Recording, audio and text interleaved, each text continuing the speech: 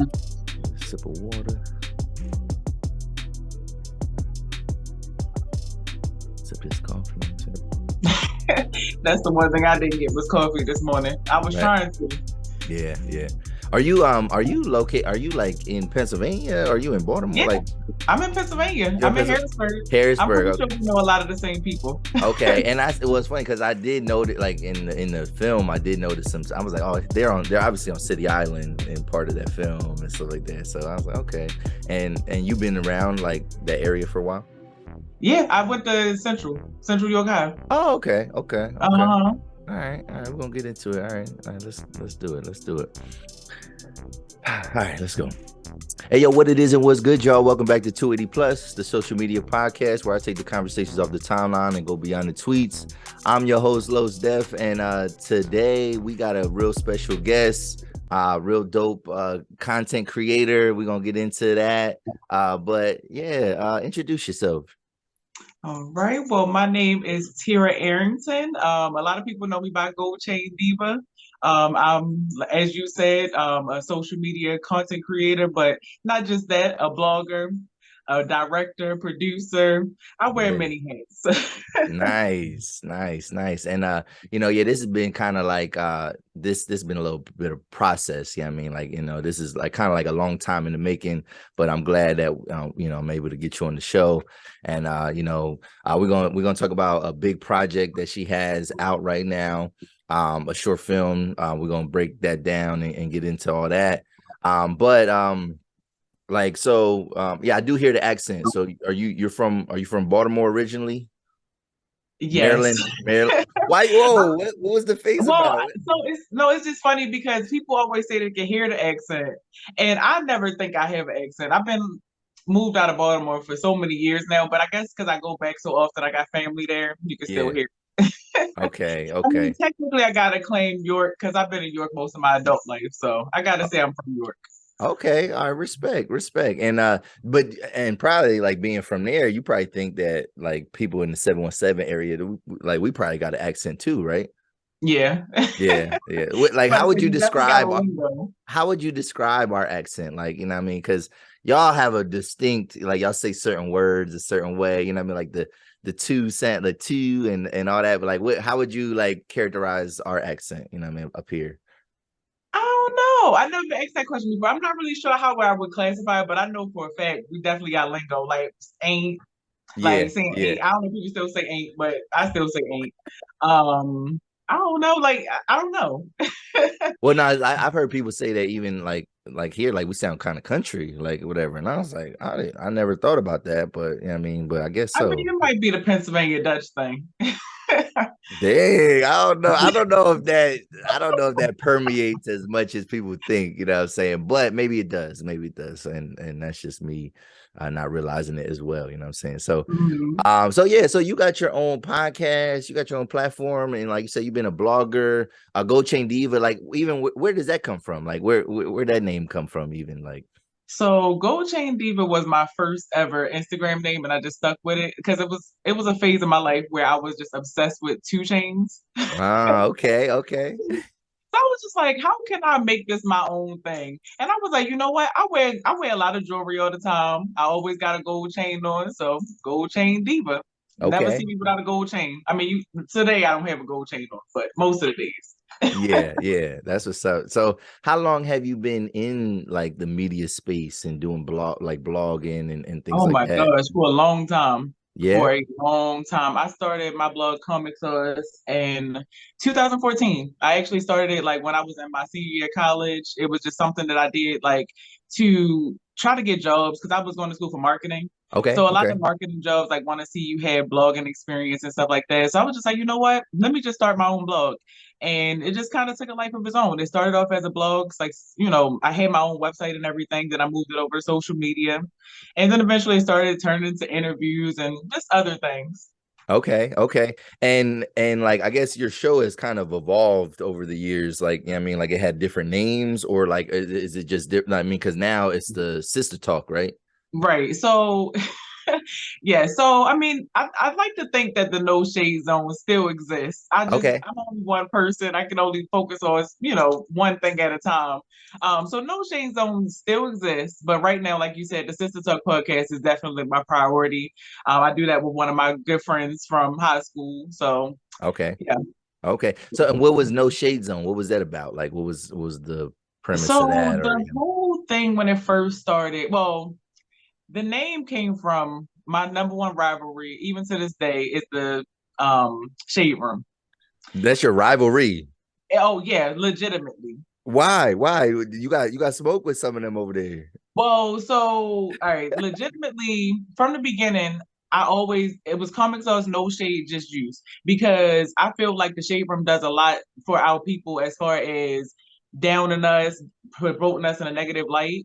And I wanted to be the exact opposite of that. I wanted to be a positive media platform, all things positive. So that was number one. Okay. But number two, I actually made a post that on my page, I'm a small fish in a big pond. Didn't Yeah. go as far, but the Shade Room stole that post, What? reworked the post, took my logo off of it, reposted it. What? Yeah. So from that day on, I Nah. don't look at the Shade Room no more. Wow. So even so, if content comes out and you don't even follow them, you're saying you don't No, I even. don't even follow them because Okay. for a reason at this point. Yeah, yeah. Well, it's funny because like a lot of them, they all use the same stories anyway. You know what I'm saying? And obviously, I don't. I'm gonna say I'm a fan of the Shade Room because yeah, there is a I negativity. mean, You know what I mean? it's no shame to say that. It's no shame to say that. What to say what? What that you're a fan of the Shade Room. It's no shame. I Well, mean, no, they have what good the stuff thing is for a because reason. yeah, there was a time where like I think it was really nasty. I feel like they've tried to expand, and the only my problem is with them is I think they get into certain spaces that they don't have no business being in, like because they don't give enough information. Like when they get into politics and stuff like that, it feels so clickbaity, and it's like, and I don't think they give enough information because they know people aren't really reading like what everything that they're saying. They're just going off of like the headline and whatever's in the caption, and then they just let the comment section just go crazy. You know what I'm saying? So I don't really respect some of that, but like, a lot of them use like, and I use some of their content in terms of like a starter point, like, oh, like Right, what's right. going on. But like Baller Alert, similar, Say Cheese, Savoy Show, you know what I mean? Like Hollywood there's Unlocked, yeah, Jasmine so that Brand. Yep. yeah, so there's a lot that kind of, and it's funny because like it's like a regular news cycle and they all just use the same kind of stuff. So yeah, that's interesting though. Like I hope to get big enough that they steal something from me. You know what I'm saying? I ain't gonna I mean, lie. Like it definitely was a gift and a curse. You kind of like it made me feel like, okay, at least I'm doing something right because they stole it from me. But at the same time, it was like, but y'all really stole it from me. Like y'all could have put me on. Y'all could have yeah, tagged tag me. me something like Like, could have helped me out. yeah. Well, you know that So they want you to pay for that type of promotion. You know what I'm saying? exactly, exactly. You Yep, know. yep. But to answer your initial question, the No Shade Zone basically was just interviewing local businesses, people who are doing positive things in the community, and just kind of bring that to the forefront and kind of give them that type of promo in this area. So I did a lot of with people that are well known in the New York area. Okay, that's good. I think I Mhm. mean we kind of do some of the similar things. Just kind of more, or I guess just organic type of promotion. You know what I'm saying? And yeah, definitely trying to highlight the people that's moving and shaking and doing things out here. That's what we do here on the 280 Plus podcast as well. So I'm glad to have you. And so yeah, let's talk about vicious cycles. All right. So Okay. vicious cycles, Malik's redemption. We're gonna talk about some specific pieces. We're not gonna give the ending away, all right? Because I do want people to watch this. And a good thing about like sometimes like even you make a film, it's almost timeless, you know what I mean? Like sometimes podcasts are stuff like it gets dated because obviously we're talking about trending things, whatever. But like, something like that, like even if it came out, a month or two ago, it could still hit, you know what I mean, at some point in time. So I definitely want people to tune in. But it definitely is a good project overall. I like some things on it, but like if you could, just for the audience, could you give us like a synopsis of what Malik's what Vicious Cycles is? You know what I'm saying?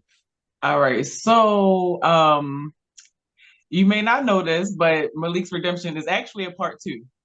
Oh, okay. Okay. It's Okay. actually a part two. I feel ashamed to say that I don't promote part one as much just because that one did not turn out the way I wanted it to at all. It's still a hood classic, Okay. but the Okay. quality is like, I mean, you it's day and night. From that one to this one, you can see the difference. Okay. But to answer your question, Vicious Cycles is a short film about a love triangle, Malik, Whitney, and Karen. I was about to say the real person's name, Karen. And basically, the main character, he is a dog in the first film. I mean, he's a complete Um, he's a complete butthole. So on the second one, you get to see his redemption. You get to see why he is the way that he is. We explore like his childhood trauma. We explore like different things as far as generational curses, colorism, stuff like that. And basically, it's a power play. The main character has to come to a decision. okay. Okay. Okay.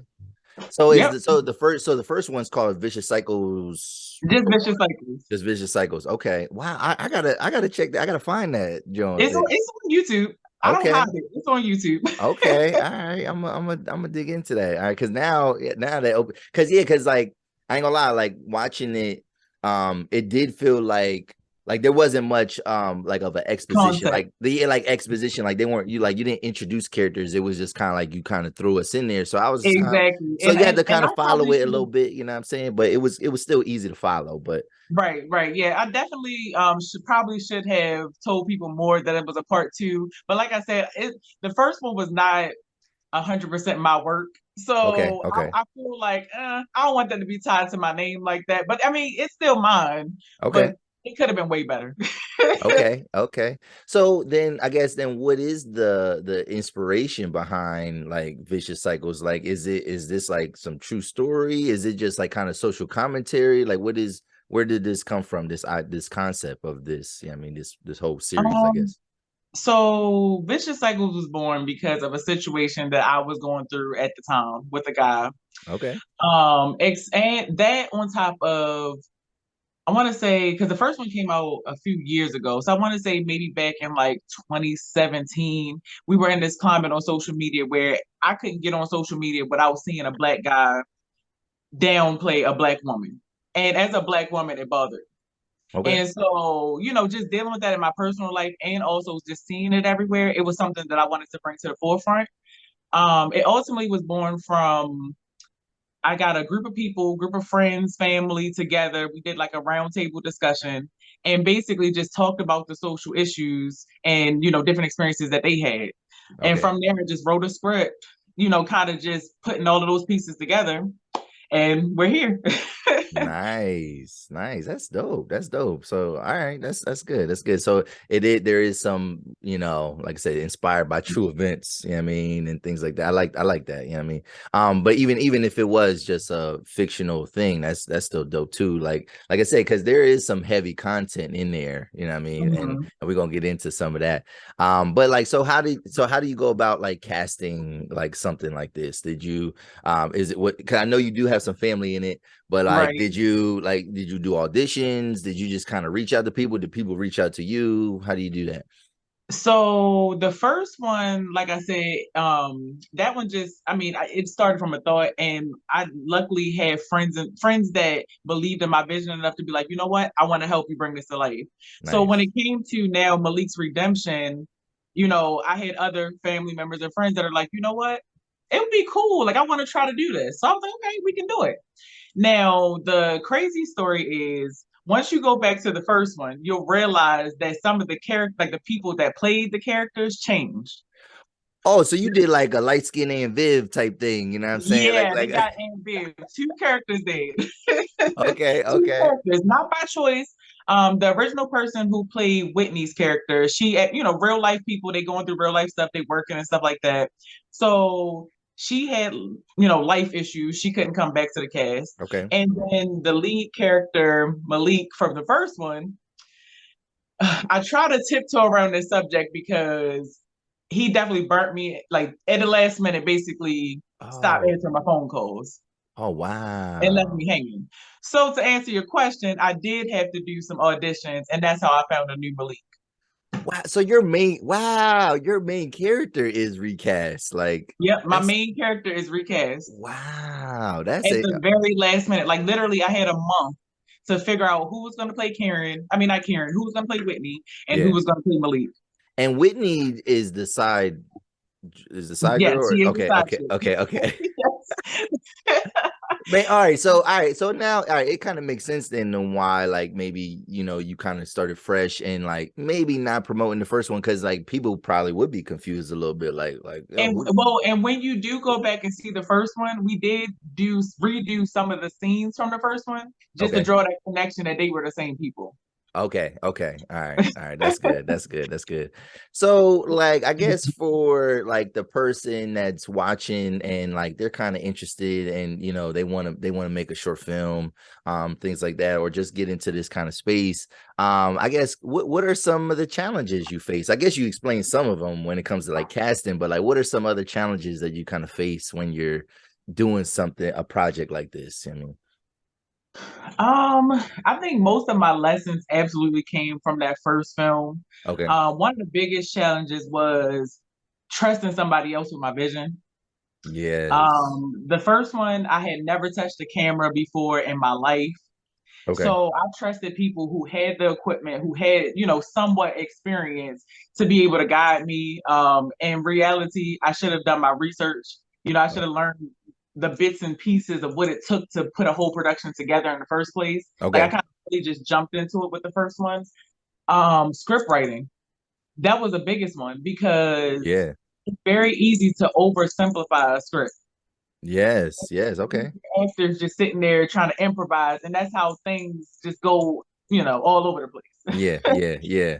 So, script writing, I definitely had to like flesh that out. Like this time around, I took a whole year just on the script. I took time to like get into the mind of the character. Like I'm not a man. So obviously for me to channel some of the emotions that the main character had to go through, I had to get inside the mind of a man. How would he Okay. deal with those scenarios? Okay. And then I think the biggest thing really is equipment funds, that type Yes. of stuff. Yeah. We underestimate how much money it takes to put into a project like this. Yeah, yeah, definitely, definitely. And I have a couple friends that are into filmmaking and one of my friends was just like because he has a short film and it actually took off on YouTube. It's called God Bless You. And he ended up hiring like some real actors, whatever. And he was just Mhm. like, yeah, man, sometimes when it comes to like creating films, he was like, it's good to have people that will help you out and do stuff for free. He's like, but sometimes free is more expensive. You know what I mean? Like it was something along those lines where like free Oh stuff no, is it always more definitely expensive. is You know what I mean? because you can only demand so much from somebody who is doing it just off of the strength. Yeah, So definitely. I mean that honestly, that's probably the biggest lesson right there. Okay, okay. Hopefully, crossing my fingers, next film we'll be getting some funding to get real actors because that's the wave I'm going on too. Like I'm Nice. appreciative of everybody who helped me because they definitely, helped the vision come to life. But it's something different to take a person who does this for a living. Yeah. They'll be able to bring it across a lot differently. Definitely, definitely. And so, man, that's crazy because I might be talking to the next Issa Rae right now. You know what I'm saying? Like, you know what I mean? Because like that's how she started, you know what I mean? She, kind of organic, just kind of filmmaking, and then, people it had a good reception, and then, she kind of took off. But so what has been the reception of this film so far? You know what I mean? Everybody loved it. Okay. Even the first one, like the first one, I wasn't even going to release that one. We Okay. went through the whole process, and because it didn't come out the way that I saw it, I held on to it for at least a year before I even released it. Okay. And so people literally love the content.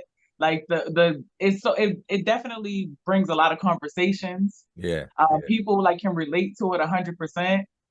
And as far as the new film, one of the characters that people can connect to the most, and I think like they take a large like bit away from it, is Pastor Obedience. Yeah. Yeah. Yeah. Yeah. Yeah. Yeah. Play on words, Pastor Obedience. Yeah. But Yeah. I think that everything that I've heard has been received well. Like I said, I think it like this second one touched on a lot of things that people deal with, like childhood trauma, 100%. And so I like it was received very well. Like, I mean, people have been loving it. That's good. That's good. And like I said, hopefully, you just being, hopefully we can give you a little push and get you some more eyes on this project, man. Because like I said, I think it's good for the area, good for you, and just good for just the community, man, in general. Like I said, we need to be having these kind of conversations, and there's some good stuff in there. And I guess last thing about about just like the behind the scenes type of stuff. Like, do you have any ideas for? Because I it's funny because I put in my question like, what would you do the second time around? So, but I guess the third time around, like, do you have it? Like, is there going to be a part 3, or are you going to go in a different direction, different genre, even? Like, what are you thinking about? So I do have an idea. Okay. I definitely don't want to lose the vicious cycles theme because it's so many cycles that people go through in life that we can put on the front line and say, hey, let's talk about this. Okay. So the next one, I have this dream of doing a reality TV show one day because I love reality TV. Nice. So, spoiler alert, the next project might incorporate some type of reality TV component. Wow, that's kind of dope. And I don't know if you've seen, there actually is right now in Harrisburg, Pro Sound Studios. They're kind of doing some type of reality show based off of the studio, and I don't know what it's going to look like or what they're really trying to do. But I don't know. Have you seen that? Because they did like auditions for it and all that. I'm not as it's terrible. I've been living here for 6 years, Okay. and I'm not tapped into Harrisburg the way I should be. Okay. Okay. Okay. Okay. All right, Yeah, that's what's up though. But like that's I'm looking forward to that too. Like, cause reality TV, that's like a guilty pleasure of mine. Like I like some of that stuff. I like my lane is more like the dating reality stuff because I just like to see like people interact with like in that kind of world in real time. You know what I mean? Or right. Well, did you? I'm gonna take us off topic for a yeah, second. no, Did you that's see fine. Perfect Match? All right, so I didn't watch Perfect Match. My shorty did, whatever, and I understand that has like a lot of leftover people from some of these other shows, like Too Right. Hot to Handle, Love Is Blind. Love is Blind, Married at Okay, First Sight. okay, oh, okay, Married at. Okay, so no, I haven't got into that. Is it good? Is it worth watching? Is it Oh, it's kind of definitely worth watching. I finished the whole thing already. Yeah, it's okay? definitely worth watching. It's interesting Okay, because you're taking all these people from different shows and putting them together and okay, making okay, them figure out who their perfect match is. yeah, So yeah. it gets a little messy. Yeah, I bet it does. I bet I want to see another season of the Ultimatum. I would like to see another season of that. I And then agree. I had did you ever watch on HBO? Do you ever watch like F Boy Island? No. That's a good one. So season 2, I had the winner of season 2, one of the winners, the male winners on the show, whatever, and he broke it. It was a good episode. But yeah, I have that's to check it out. yeah, you gotta check that out. His name is Mercedes Knox, and he was kind of like, it was funny because he just was he was kind of arrogant a little bit, but I kind of fuck with him because he came in with a game plan and he executed. Like he basically from the beginning he let you know what he about to do, and it played out exactly like he said. And you don't normally see that. Normally people, they kind of like over talk, or like they kind of seem a little bit too arrogant or cocky, and then they're out of here. You know what I mean? But nah, he was like he stuck to his guns, and like he really won. You know what I mean? And it was dope. But that's good. That's good. So let's talk about the film and some of the subject matter in it. And so one thing I noticed at the beginning, because I didn't know what this kind of what project this was. You know what I mean? Like I said, I wanted to take time to watch it, and I didn't want to just kind of rush and oh, all right, let's just get you on, whatever. I wanted to kind of dissect it a little bit. And so I didn't know what I was necessarily seeing, but at the beginning, it felt like there was like a series of like these like poetic vignettes, you know what I mean? And like what made you go in that direction? You know what I mean? Because I thought it was gonna be a series of that, because it's like 3 in a row. Like, Right. I was like, oh, okay, that's kind of interesting. This is like artsy, you know what I mean? And then it kind of gets into like a story. But what made you go into that direction with the poems and all that? Well, so one of my biggest influence in film is Spike Lee. So I love how Spike Lee incorporates music and things like that into his films and things like that. So for me, the beginning, and I'm also a poet. I am a Oh, poet. So some of those nice, poems, some of those words that you hear in the beginning are poems that I wrote. nice. But low key, people don't notice that beginning part verbatim. Some of those parts come from the Bible as well. Okay, okay. The Book of Solomon, Song of Songs or whatever it is, in your Bible. Yeah, But yeah, yeah, the Book of Solomon.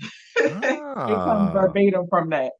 Okay. Yeah, I definitely, yeah, now that you say it, like I definitely get Spike vibes from that, you know what I mean? Like how he would do that. Like, and I liked how you use it seemed like you use like local artists like in the music, like the soundtrack was like, local artists and I Yep, everybody was local. I found a couple of those people just from connecting on TikTok. yeah, So yeah, I love doing local artists because I mean they need to get their shine too. Like I like to yeah. put on other people that are trying to do things. Yeah, that's good. That's good. So let's get into the actual vicious cycles, you know what I'm saying? And like kind of like that big overarching theme. So in general, I guess why was this like I guess, and you kind of explained a little bit, but like why was this an important story for you to tell? You know what I mean? Because I think we often talk about the vicious cycles, like kind of like in passing, but like you decided to make that like a vocal point, you know what I mean? Focal point of that. So like what was the reason for that? You know what I mean? Because I've been going through a lot of my own vicious cycles in life. Okay. Okay. The film, even down to the male character, has vicious cycles of myself Okay. Okay. planted in there. But yeah, that's basically the influence. Like I was dealing with a lot in my own life. In this Malik's redemption specifically, me going back to my childhood and figuring out what happened in my childhood that made me develop, I don't know, defense mechanisms or whatever, like attitudes that I had to really think about that. Yeah. Like, I want to be in a healthy relationship, but what's holding me back from that? And Yeah. 9 times out of 10, I do believe a lot of people can understand and agree is that it does come from, because they always say, we always find people, if you're a man, you find people like your mom, or if you're a Okay. woman, you find people like your dad. Okay. And so if you don't deal with those traumas that those, pivotal people played in your life, it could come through in your relationship and hold you back. And so that was really my motivation. My like really it was therapeutic for me. As I'm Okay. going through my own thing, I'm living this out as I'm writing it down on a piece of paper. Yeah. Yeah.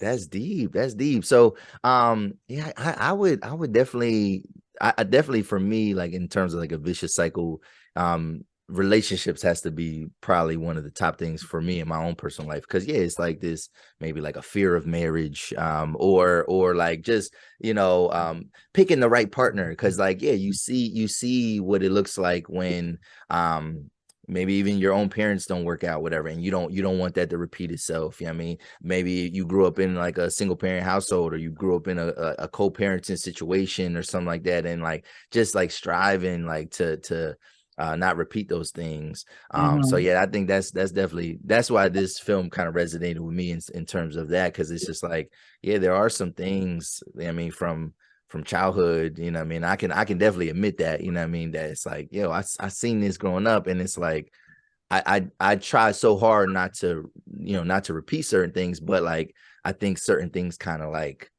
they just end up manifesting themselves, I guess, you know what I mean? Because it's Yeah. almost like what you know. I mean, it's just that's Yeah. all I you mean, know. it is exactly that. What you know, if you don't know any better, if you've never seen better, how can you do better? Yeah, yeah. And So so that's why the theme is what it is making people think. Like you really got to think. Like a lot of people think that life just happens, but there's a lot of intentionality and growth. You yeah, have to be intentional if you want to grow. And so that takes reflection. You yeah, have to reflect. So it's just putting that hard, tough conversation in front of people and saying, hey, think about how this is presented in your life. Maybe it's yeah, something you want to achieve in life that you can't get to because you never took the time to introspect. yeah, definitely, definitely. So I guess then with the vicious cycles, like what do you think in your estimation, what are some of like the worst vicious cycles that kind of plague us, and the Black community as a whole? Like what do you think, like what are some that you notice? Um, Definitely the crabs in the barrel mentality. Ooh, yes. I feel like, it's so many of us that are doing great things in 2023. If we just got over that mentality of I got to do it by myself. I Yeah. don't want to see somebody else win. I'm scared they're going to do better than me. If we could just get over that, we really could just pull our resources together, and everybody can win. It's enough out here. Yeah. Yeah. It definitely is. It definitely is. Yeah, I would definitely agree with that. And I think that's I love my platform in that instance because I definitely want to give different people a shine, different people shine.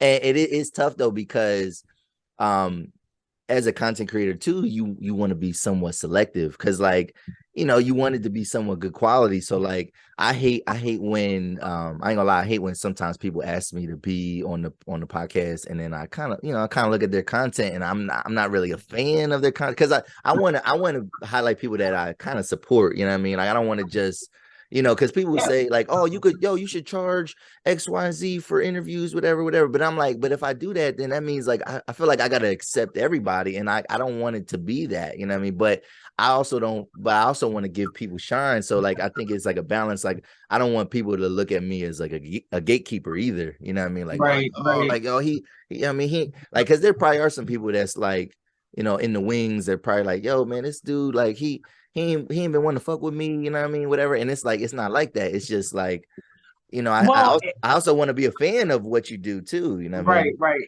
I mean, and also as a fellow content creator, I can understand that. I mean, it's your platform. You have the liberty to be selective. I mean, it is what it is. Like everybody has a niche. Yeah, yeah, Everybody has a niche, and you can't accept everybody. It's no way around it.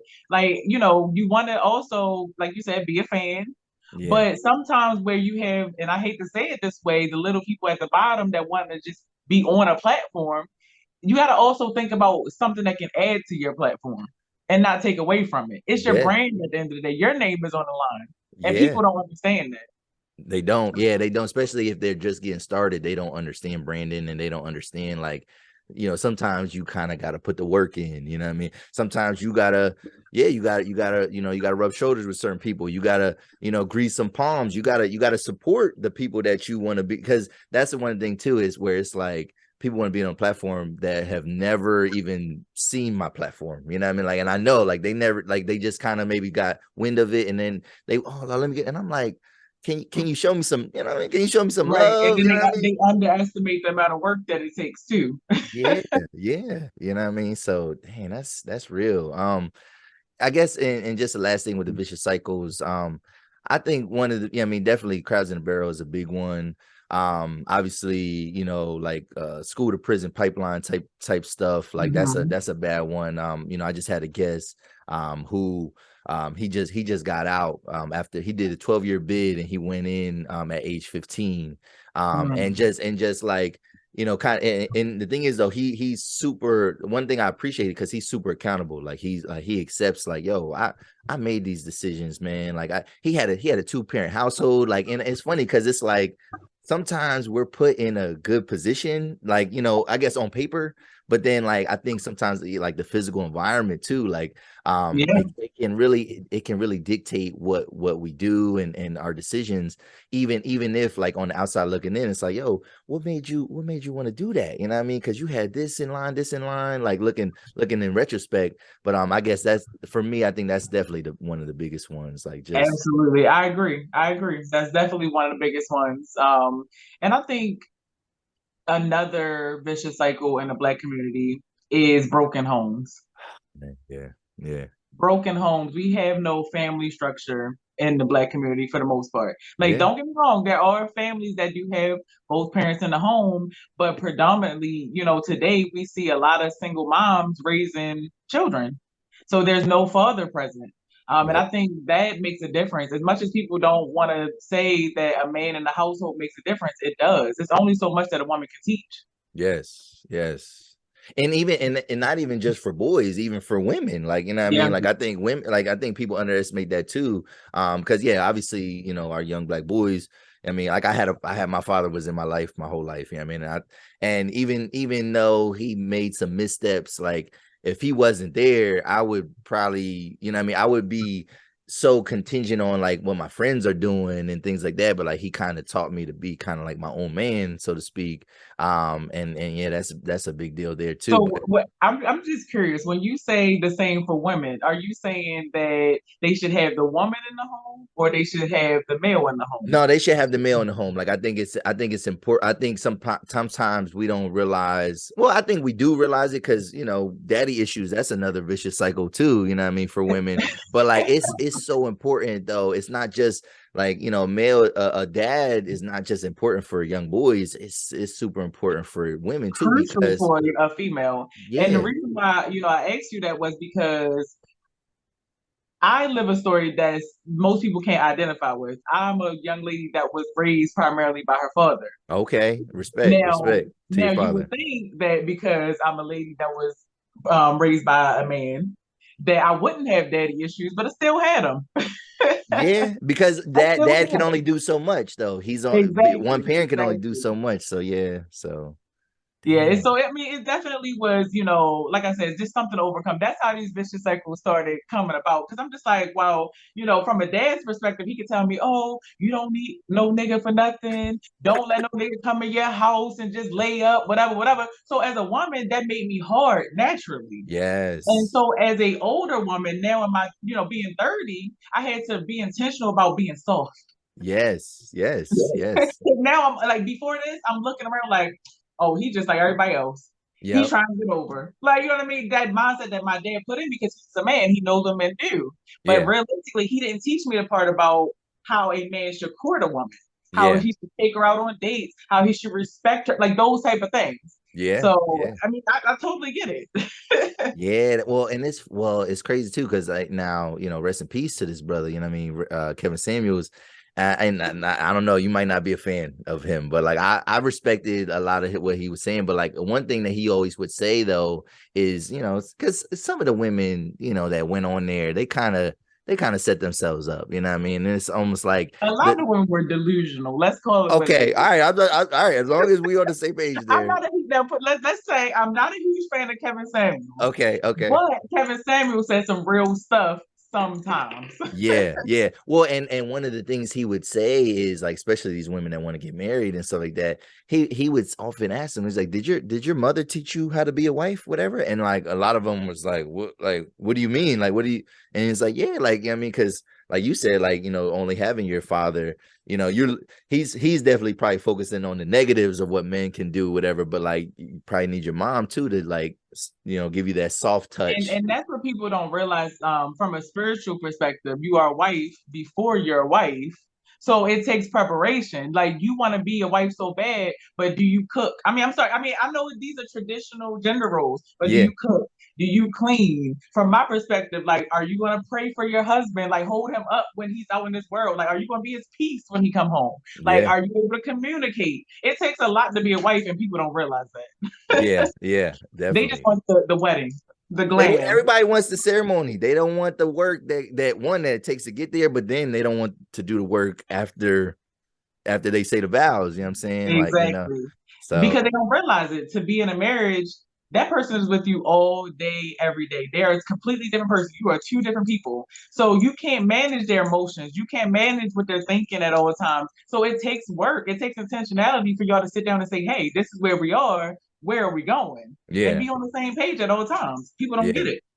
yeah, definitely, definitely. Oh man, this is a good conversation, man. I'm liking this. I'm liking this. So, so in the film, right? Let's switch it up. Mhm. In the film, it isn't enough that Malik had a side joint, right? You know what I mean? But the side piece also had an issue with an encounter at a restaurant with a white woman, right? So, Yes.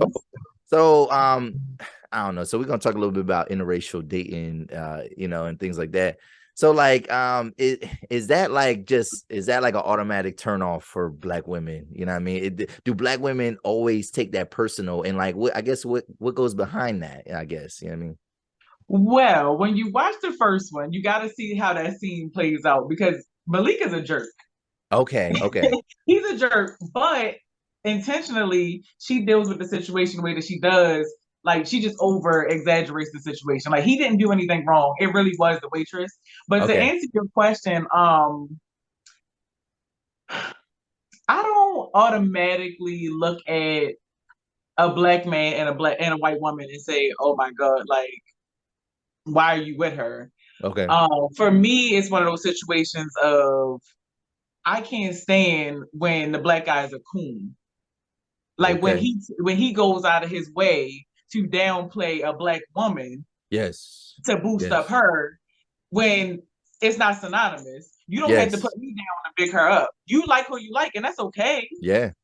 But don't talk bad about me because Yeah. now you're showing your mommy issues. Yeah. Yeah. Yeah. Yeah. And so That's I real. don't see nothing wrong with interracial dating. I really don't. Now, Okay. ultimately, would I do it? Probably not. I Okay. Okay. feel like I want to be with somebody who can relate with my everyday struggle. That's Okay. just it. Okay. So you don't buy into like the stereotype of like, oh, they're stealing our good man or nothing like that. You don't If you they look at were it like that? good, they couldn't steal them. I'm just saying. Like we have the guys that they got anyway. We don't want them. Okay. Okay. We Okay. like if we with a black man, we got a good black man. Okay. Okay. All right. The ones Respect. that they with half the time be using them. I'm just call a spade a spade. I remember you. That was a line in there, like where when he kicked her out the car, and she was like, "Oh, she just go use you for your money anyway." And I was like, I don't know if that, because I know there's a lot of black men that date white women and they use the white woman. You know what I'm saying? Like they, yeah. Well, no, that's what I'm saying though. They Okay. using the white women. Oh, okay, okay, That's what I'm saying. okay, I mean, I hate to say it, but it's a level of accountability that I feel like the black men that do specifically seek out white women, they don't want the accountability that a black woman brings to the table. They okay, know a black woman is going to challenge them, make them be better, make them think about things that they never thought about. To me, it's a weak black man. Now, not saying that's all, because I'm okay. sure there are some, prestigious, got their stuff together black men who are in healthy relationships with white women. I'm not saying that that's everything. Yeah, But yeah. for the most part, I believe that mentality comes from trauma. It comes Okay. from trauma. Okay, okay. So all right, so this is where I'm gonna get a little transparent too. So I love black women. Like, you know what I mean? Like most all my life, you know what I mean, dated primarily black women. My son's mother is a black woman, things like that. Like, and that's the thing. I never talk bad about black women for any reason, you know what I'm saying?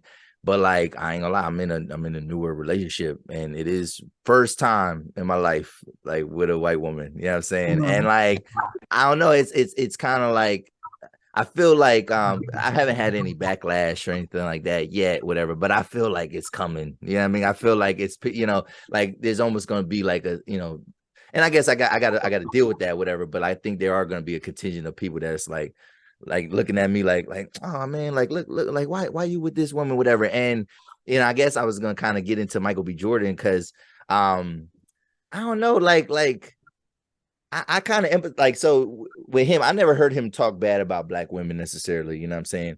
But it's crazy because like he gets a lot of backlash for dating white women, and then it's like for me, I didn't pick this woman because she Right, was white. I didn't pick her right, because she was white. You know what I mean, it was like it was kind of like just an experience, and then it was like I started to like fall for this person and like I really messed with her vibe and I couldn't be with a white woman that like one can't cook or nothing like that. I couldn't be with a white woman that has no like consciousness of our culture, but also too, I also didn't want to mess with a white woman that was like on some like blackfishing type stuff. You know what I mean? Like if you white, like be white. You know what I mean? I don't want right, you to right. Yeah, be like who you are. I don't want you to be an appropriator or anything like that.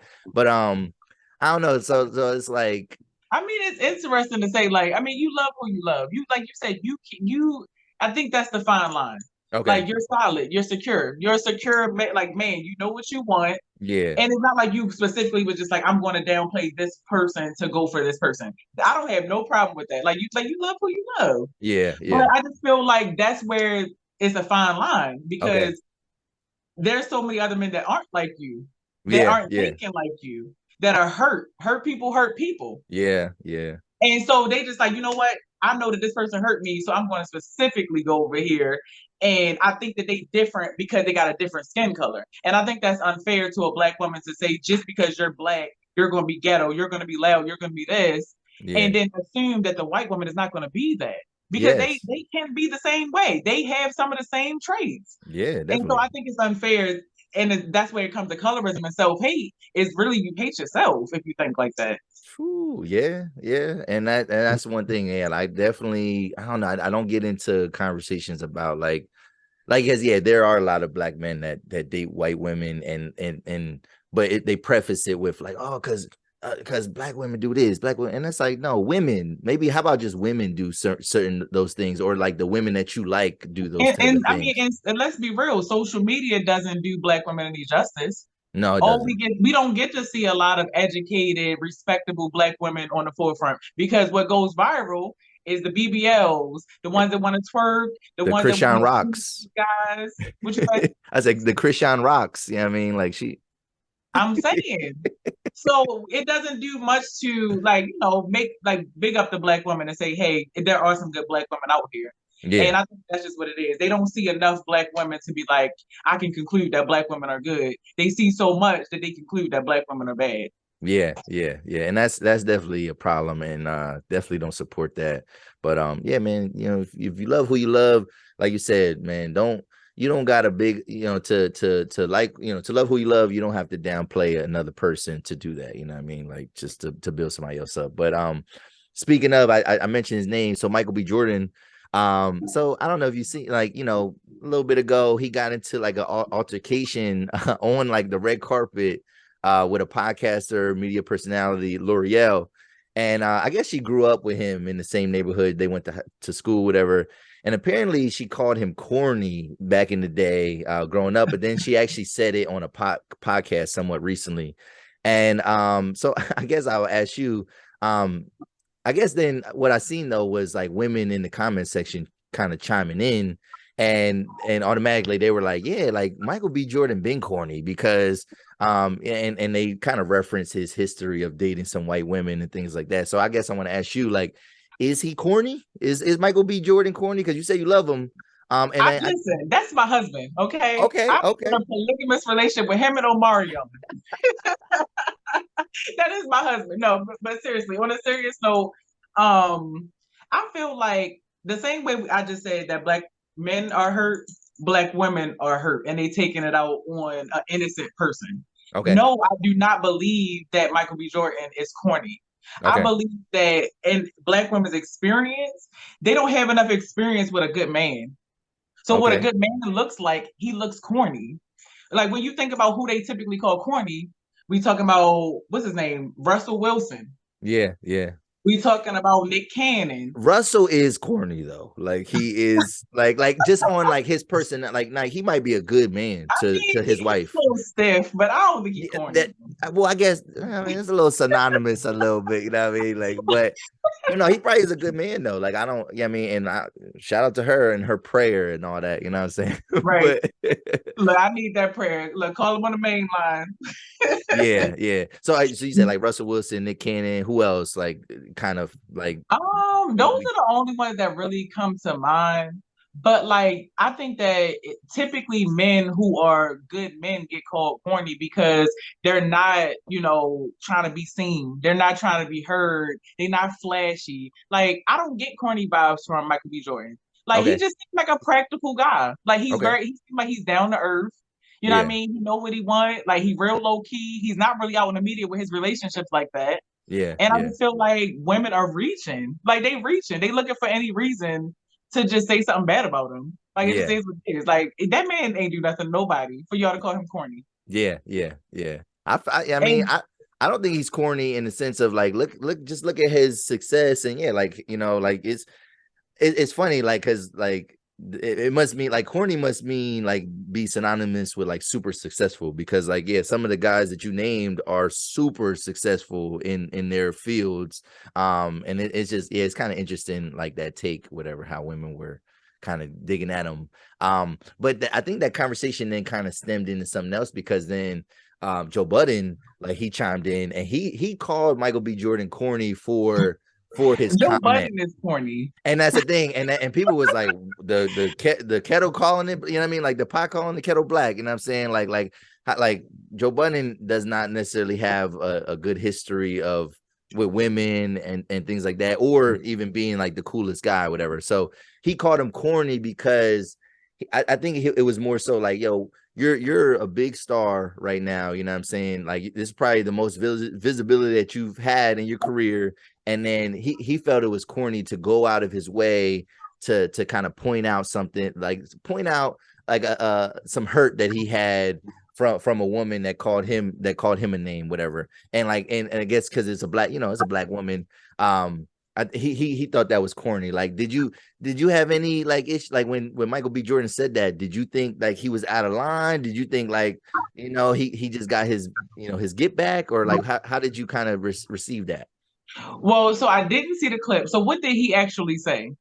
Well, she's like excited to talk to him, whatever, and she's very vocal and she has a distinct voice or whatever. And she's like, oh yeah, we went, we grew up, we went to the same high school, like, and then he just stops her. He's like, yo, he's like, but like, remember when you call me corny though, whatever. And then she was like, no, and like this is like in the middle of the red carpet, and she's like, no, I don't think I called you that. I think you're misquoting. And he was like, and he was just like standing there looking at her like you don't think I remember that, whatever. And it just kind of like, it's funny because it's polarizing. Like, there was a lot of men that were like, yeah, see, that's that's Well, that's me what you get. personally, just hearing what you just said, that was his get back. Okay. And I would get the same opportunity. Look, back then you ain't want me. Now I'm hot, you all on me. Oh, talk Mike about Jones it. said it best. So you think I'm supposed to forget that you talked about me in middle school, high school, wherever, Yeah. and then you on my coattails? No, I don't have to do this interview. Yeah. Peace out. Okay. That's his get back. I don't feel no way about that, because I would have the same opportunity. Yeah, and that's the thing. I don't know if people was making like a race thing, because like, oh, like, why is he attacking black women They probably did, but that's because everybody's so butthurt and sensitive about stuff. Yeah, like, look at the facts. If she really did treat him that way, he felt a way about that, and he wanted to address it. Maybe he didn't address it then, but he wants to address it now, and he deserves that right to address that then. All right. Yeah, the people have spoken, like, and like I thought it was entertaining at the very least. I don't know if it was corny. Like I said, yeah, you have the right to, I think a lot of creators, actors, musicians, whatever, they don't get the opportunity to kind of do that, you know what I mean? And sometimes it is refreshing because, even us, content creators, us media personalities, like, we got to be held accountable too. Like, what I mean? If I say something bad about somebody, if they want to come back and feel some type of way, or they don't want to give me an interview because of the things I said, that's kind of like it's kind of like my karma, you know what I mean? Right, like, exactly. So you get what you put out. Yeah, you get what you put out. Called that man corny when y'all was in high school. Yeah, he would have gave you an interview. Yep. Yeah, I mean, so that's good. That's good. I guess another topic then, just in the in the film. So there's some infidelity, obviously. And I think, man, a man's worst nightmare is has to be getting caught up with two women, you know what I mean? But the women actually teaming together, you know what I mean, and like kind of conspiring against him, And so I thought those scenes were funny in the church. And it was weird because I was like what?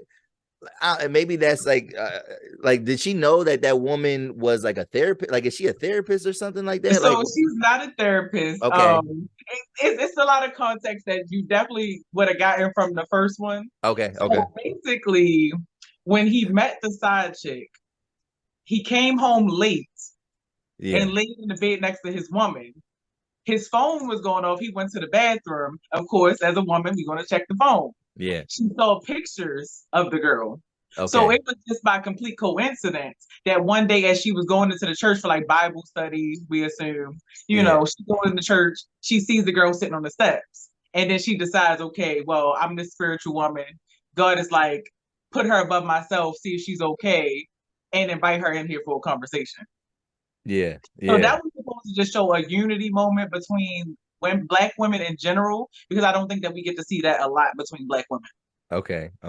Have you ever been a part of any type of conspiracies like that? You know what I'm saying? Like catching a guy and then teaming up with the girl. Has that ever happened to you? No, but I feel like I would enjoy it if I was. Ooh, for real? I would be all for it. I'd be like, yeah, girl, let's come up with a plan. Well, all right. So what do you think you would do? What would be the plan? I mean, if you had to think of one off the top of I your head. just say the way it played out in the film. Now I will ask you this because I ask everybody this question. Did you realize? And this is spoiler alert. I'm okay with giving a spoiler alert because it can only add to people watching it. Yeah. But that was a dream. Oh, That didn't actually happen. so he dreamed that, or the woman? Kieran dreamt it. So Okay, he actually fell asleep during the Pastor OVDN's commercial. okay, That okay. was a dream, and then he wakes her up the next morning when he comes knocking at the door, and that was how it actually played out. Oh, see, all right, because that's where I was like, okay, because Yeah, I was, yeah, because for him to apologize the way he did, I was like, I don't know why she even want to see this guy like after that, like, or why would he even show up to her house after because when she? you really think about it, when they sit down at the table having dinner, they pretty much have the same exact conversation that they had at the dinner table at the front door. That's deep. I like that. Okay, I like that. I like that. Um, Man, I ain't gonna tell. I'll tell you a little story too about man. I got like I was in high school, so I was like junior high school, senior. So this is like young love, you know what I mean, whatever. But I got caught up one time, and like these girls, they kind of teamed up and like conspired against me. Basically, I was kind of like on a break, so to speak, with a girl, but I still was messing with the girl, the main girl, and I was talking to Young another. guys love to be on a break. Young guy, yeah, I was young. I was young. I'll Nah, take nah, I'm all just the, messing with you. yeah, no doubt, no doubt. But I'll take accountability for that, whatever. And I started talking to this other girl, and then somehow it got out.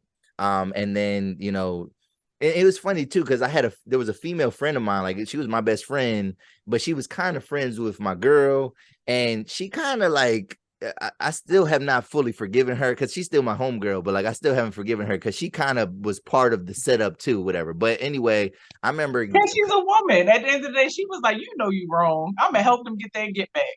yeah. So that's crazy. That's crazy. So I just remember like getting home from where I used to work at KFC. I was a cook, whatever. And my homeboy gave me That's a so ride. funny. All I worked right. at KFC too. Did you? Did you? I worked at the one on 30. I worked at both. I worked at the one on 30 and the one on Memory Lane. I transferred to the one on Memory Lane. So Okay. coming home, whatever, and then the girl, my ex, whatever, she's texting me and she's like, oh, come, I'm gonna be at your house, whatever. And I remember getting out the car and I remember seeing my girl, whatever, and then kind of getting closer to my porch, and then like seeing the other girl, and I was like, what the is going on? And then like, man, my shorty slapped me, man. It was like it was a whole ordeal. It was kind of traumatizing. But then the thing is, here's the thing though. I think the other girl thought she was safe in that realm, whatever. But then like, because this was like kind of like summertime. Well, I remember the first day of senior year, and this was, now she was officially my ex. Like I was not dealing with her because she was she was a little wild. She ended up beating the girl up the first day of school. Like it was crazy. So I was like, Yeah, see, look, she said, I mean, I used you to get to him, but now you got to get yours too. yeah. So I don't know if so I know that women want to team up, whatever, but like I don't know if that's always a good idea because I mean, it takes two mature women. Put it like that. okay. Look, for the greater good. We got to put him on the hot seat, make him understand that he did wrong. But Yeah, yeah, yeah. I would have got my get back the same way. I mean, Oh, that's a pleasurable moment to be like, oh, you thought you was like pulling the wool over my eyes? Oh, I yeah, got something for you. yeah. It was crazy, like, because it was like 2 months. I feel like from when that incident happened to whatever, and it was like she still, and like I wasn't even going out with her no more, and then she still decided like, yo, I'm gonna get my get back on this girl now too. You know what I'm saying? So that was crazy. That's That was a funny. crazy moment. Yeah, it was a crazy moment, man. I know these people, they probably watch the show. They gonna maybe laugh, maybe they'd be mad, but this was like 15, 16 years ago, so they better they Right, better, they right. better get Look, over and it. you They know better New get York over is it. small. Everybody know everybody, so everybody gonna know what you talk They about. know. They gonna know. Yeah, they gonna know. They gonna know. So all right. And then I guess last thing with just the content within the film, just this idea of like parents lacking accountability. So this day and age, it feels like we're so much more cognizant of like past trauma having an effect on our present. But I think growing up in a certain generation, we have parents that have a totally different version of events. You know what I mean? And like, and I wonder, like, is it human nature for your parent to just kind of like deny your experience, or is it, you know, is it like, is it hurt, is it, or is it like a defense thing? I mean, where they, Well, I think it's a matter of perspective okay, because we got to realize that when we were younger, we got to experience a version of our parents that wasn't quite mature yet. yes, We got this experience a version of our parents that was still trying to figure it out financially. You know, they didn't have all the answers. They just know what they knew from their parents. And yes, so they did what they thought was right, yeah, but not really realizing how it affected us. Because that was something that they never got an opportunity to experience yeah, was saying, hey, dad, mom, this is what you did, and this is how it made me feel. yeah, So they don't even feel like we should be entitled enough to say that because I put food on the table. I put clothes on your back. I did everything I was supposed to do. What are you crying for?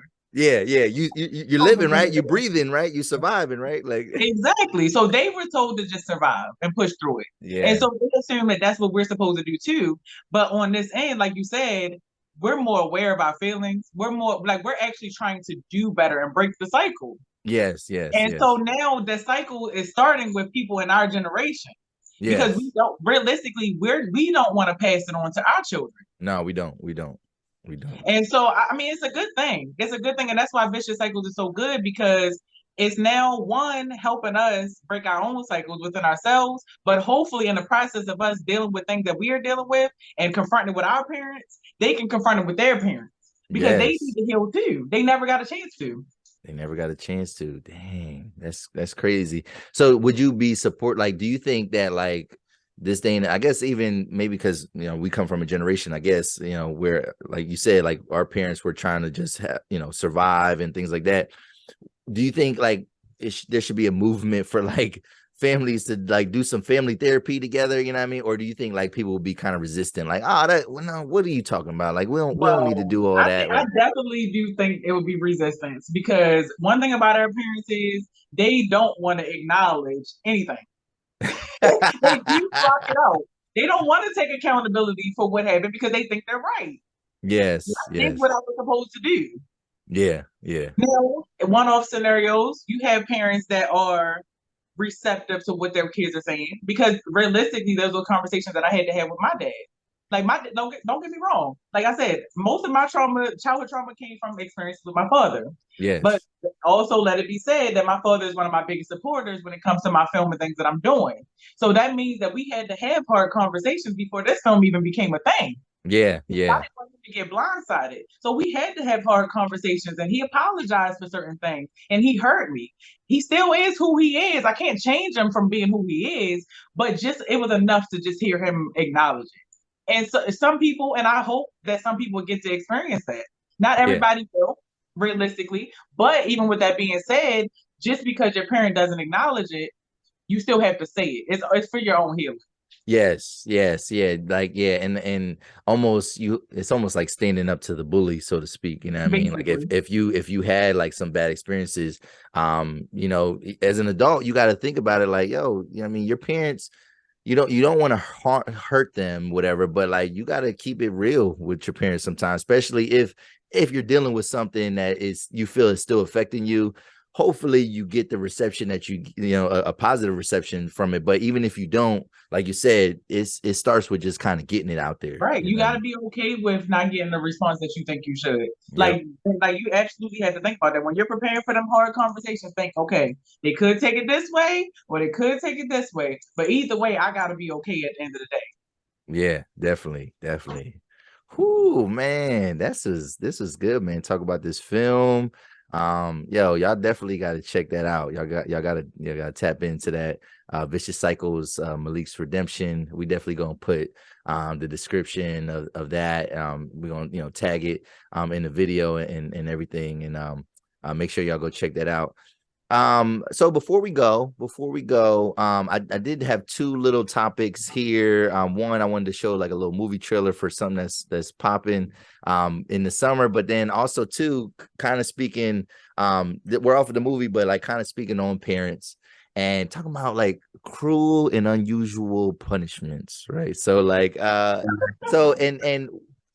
guess I wanted to know, this is the first question, but then I'm gonna kind of give you a backstory. So I just wanted to know, like, as a kid, all right, so and it's interesting now. Now I have a different perspective.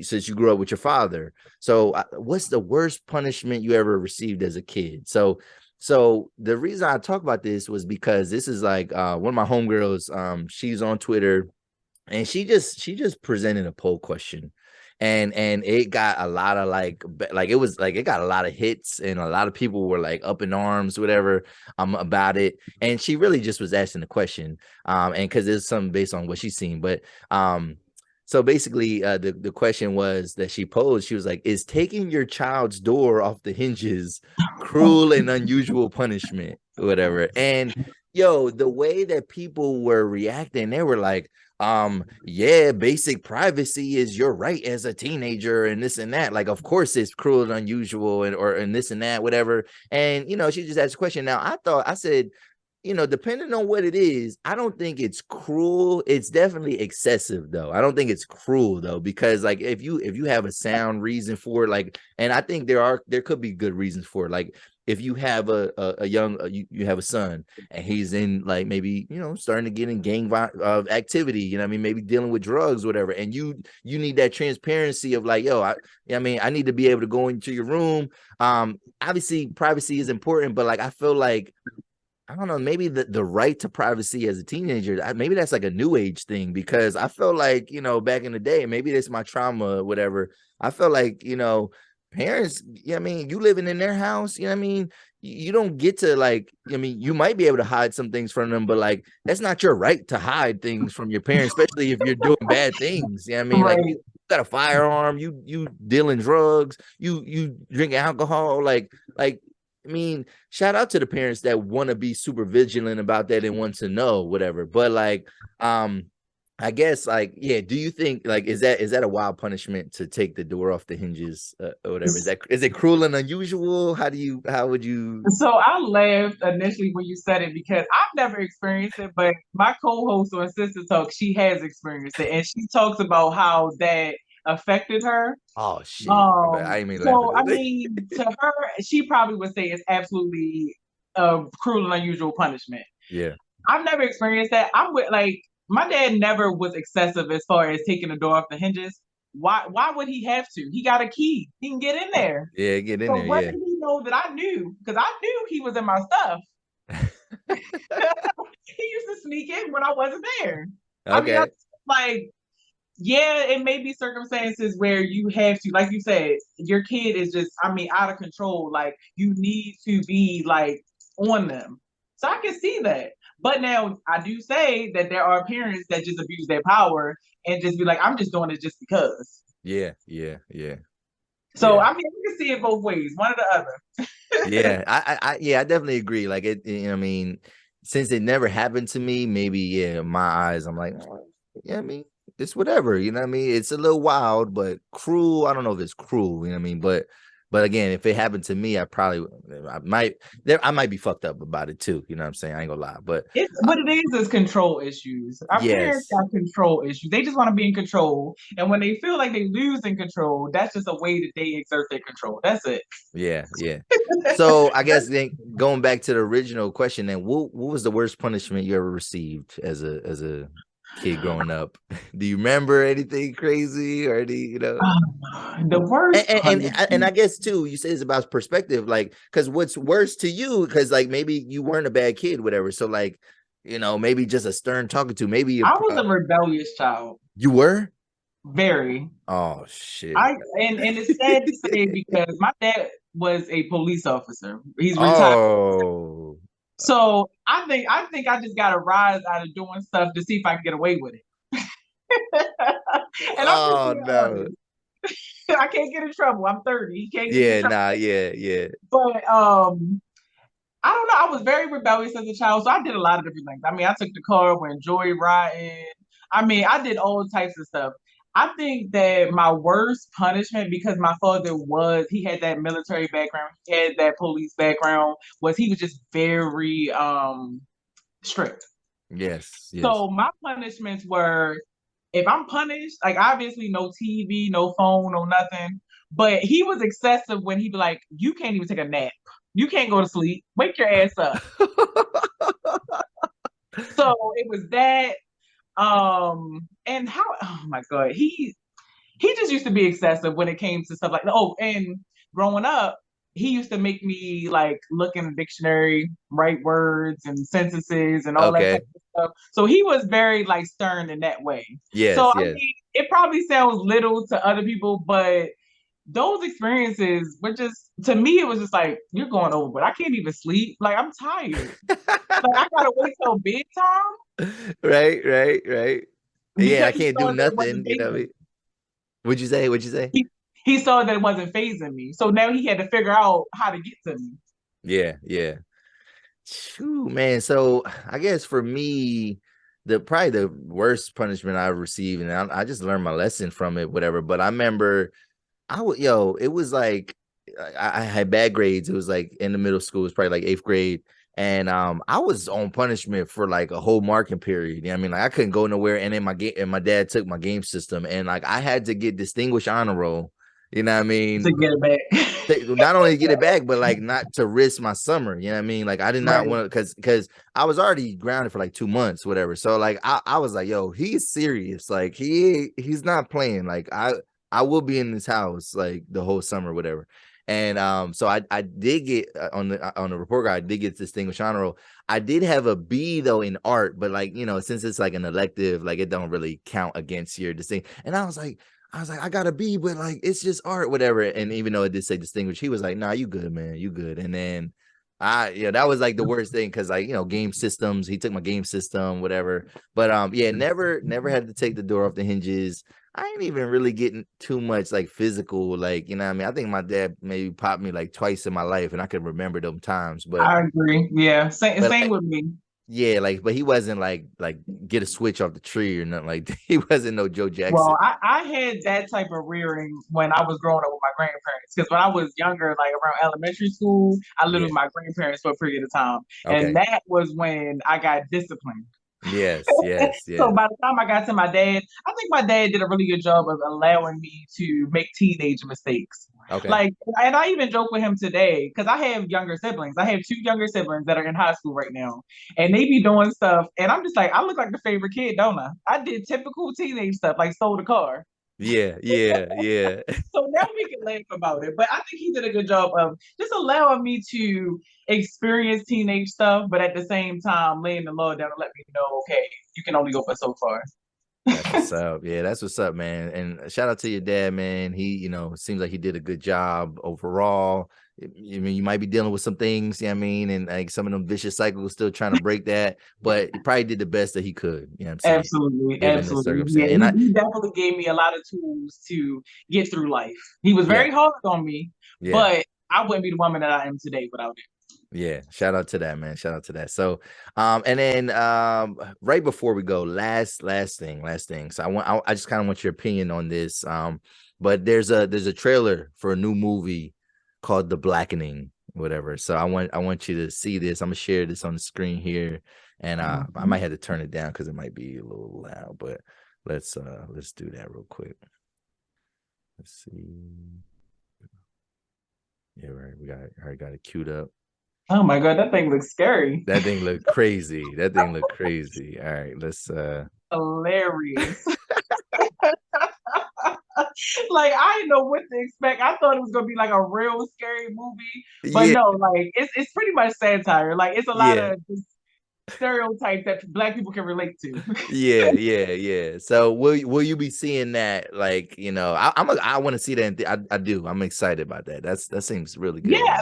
it's definitely a must watch. I just hope that it's not one of those movies where you got to see all the good all the good moments in the trailer, and then you Oh, get there and then you be like, really? Yeah, that would be that would be a little bit of a letdown there. So, But I'm gonna still give it a try though, because it was too funny just watching the trailer to not give it a try. yeah. So, when's the last time I feel like we had like where they built good anticipation for like a black comedy, like outside of like Tyler Perry, because like Tyler Perry is like you either love it or you hate it, whatever. But I mean, like something that's kind of like universal. Like, when's the last time we had that? You know what I mean? In black comedy, it's been I a don't while. know, It's been a because I mean, while, a lot right? of people were let down by You People. Oh yeah, I didn't. No, I didn't like that. I didn't like that. I didn't Because like. everybody, like the same thing happened with them. They piped that movie up to be so funny. It's supposed to be the comedy film of the century, and then you Yeah, get up there and there's nothing funny. yeah, yeah. Coming to So America 2 was not that good. You know what I mean? I don't know if yeah, I didn't it really wasn't. feel But I think that. I'm trying to think. I don't know, because I don't. I'm one of those people. I'm stuck in my old ways. I don't watch a lot of new movies, to be honest. Okay. I'm one of those people. He said I watched Friday twice. I don't watch Friday a million times, and it's Yeah. my go-to. If I want to just sit down and laugh at something, I'm putting Friday on. Okay. Okay. So Respect. Respect. I'm guilty of just living in the past. So I can't Okay. tell you. Yeah. I think it's been a while. It's like it's been a long time, man. I can't. And like I said, like I don't know, Roscoe Jenkins. Like I don't know, is it something that old? Like I don't know. Like I mean, but it's good. I think it's good for the culture. I think we need something like that. Like I said, outside of like the Tyler Perry type of genre of comedy, I think this is something. I think this should be big. I think it should be big. So, and shout out to Hopefully more Yvonne people Orji. catch on to it, because I've never got wind of it until you just showed it to me. So hopefully more people see the previews and be like, all right, we're gonna go see this. Yeah, and you know how it is. It's an experience. Yeah, I mean, when we all get to the theater at the same time, and like a movie like that, you go. We in there cracking up. We in there cracking up, like it's a lot. It's a good time, man. So, so yeah, I mean, to wrap it up, did you have a good time today? I sure did. Like, it was a wonderful way to start my Saturday morning. That's what's up. That's what's up. Yeah, man. I appreciate you. Appreciate your time. Like I said, man, really, really dope project you got there. This is a really dope conversation, and I hope for the best. Hopefully, we could work together again on some other type of stuff. Any other projects you got going on? I don't know if y'all got guests on Sister Talk, and I ain't a sister, but you know what I'm saying. I If mean, you y'all, got a sister, but we definitely feel like we need to add the misters in there somewhere. Because all right. I don't know if we hitting the demographic right now, but we definitely want the men to tune in. That's what's up. That's what's up. So, before you go, where can people find you on social media? You can first, before plug whatever you got going on. Yeah. No. I did want to just say I appreciate you having me on as well, and I thank you for taking the time to view the project and appreciate it and all that good stuff. So I hope that your podcast continues to grow. I just want to first say that. Thank you. And show my appreciation. But they can find me at Goldchain __ Diva on Instagram, TikTok, and then Tearra Arrington on Facebook, if you still on Facebook. Okay. That's what's up, yo. Y'all heard it here again. Check out Vicious Cycles, Malik's Redemption. Now I'm about to go and watch that first one, you know what I mean, and see the old Malik and how that all kind of ties together. You know, I'm curious your thoughts after you watch that first one. Like, I'm curious, what you'll think. Yeah, I'll definitely DM you. I'll let you know what I thought about that. And yeah, man, this is another episode of the 280 Plus podcast, y'all. We out. Peace.